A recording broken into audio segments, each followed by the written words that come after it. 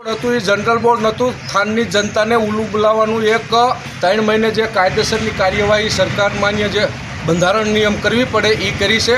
આના તો સહયોગ ગઈકાલે રાત્રે થઈ ગઈ છે કે જનરલ બોર્ડની સહયોગ જે હોય એ આગલા દિવસે રાત્રે થઈ ગઈ છે. ઘીરે ઘીરે જઈ અને સભ્યોને રાત્રે સહયોગ લઈ લીધી છે. અને અત્યારે જે તમે ચીફ ઓફિસર સાથે વાતચીત કરી એ બાબતે શું કહેશો? ગામની જનતા પાણી વગર, સફાઈ વગર, ભૂગર્ભ ગટરથી જે ઉભરાતા ગામના પાણી આવે છે પીવાનું પાણી, જે બાબતે મેં અત્યારે ચીફ ઓફિસર સાથે વાત કરી. એમને કીધું કે 1 મહિનાની અંદર અમે પર્સનલ અમારી રીતે કરી અને જેટલું થશે એટલું સારું કરશું.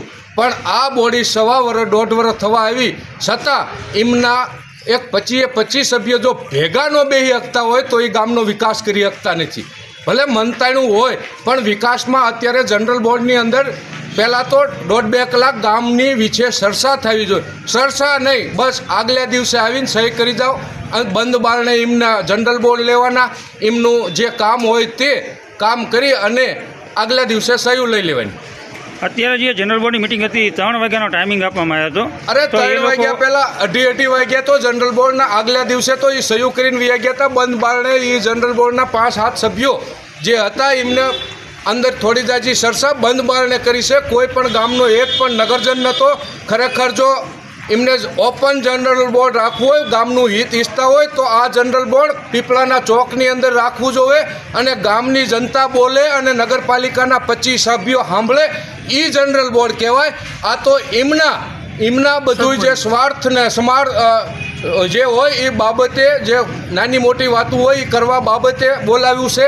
બાકી જનરલ બોર્ડ તો 25 સભ્ય ચોકમાં બેસે અને ગામની જનતા બોલે અને એ સાંભળે તો જનરલ બોર્ડ કહેવાય. હું એવું માનું છું.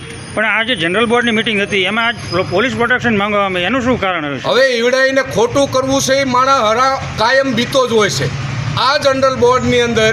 અને આજથી 1 વર્ષ 1.5 વર્ષ થવા આવ્યું છતાં જો આ બોડીએ એક કામ સારું કર્યું હોય, ગામને ટાઈમે પાણી નહીં, સફાઈ નહીં, કોઈ વાત ભૂગર્ભ ગટર ઉભરાતી હોય એમના ખાડા તમે જુઓ, એમનો ભૂગર્ભ ગટરનો ખાડો અહીંયા તૂટી ગયેલો હોય સામે, તો ગામનું એક પણ કામ સારું ન કર્યું હોય તો એમને જનતાથી ખરેખર બીવાનું જ રહે ને. આપ શું છે જનતાને સંદેશ આપવા માંગતો? હું જનતાને કહું છું જ્યાં જ્યાં જરૂરિયાત હશે અહીંયા અમારી કોંગ્રેસની ટીમ જનતા સાથે ઊભી છે અને પાણીનો પ્રશ્ન અત્યારે મોટો છે. એ બાબતે મેં અત્યારે ચીફ ઓફિસરને વાત કરી અને એ બાબતે જલ્દી ને જલ્દી પાણીની સમસ્યા અત્યારે મુખ્ય જરૂર ઉનાળાના સમયમાં પાણીની હોય છે ગામની જનતાને, એટલે જલ્દી ને જલ્દી પાણીની વ્યવસ્થા થાય એવી અમે નગરપાલિકાના ચીફ ઓફિસરશ્રીને રજૂઆત કરી.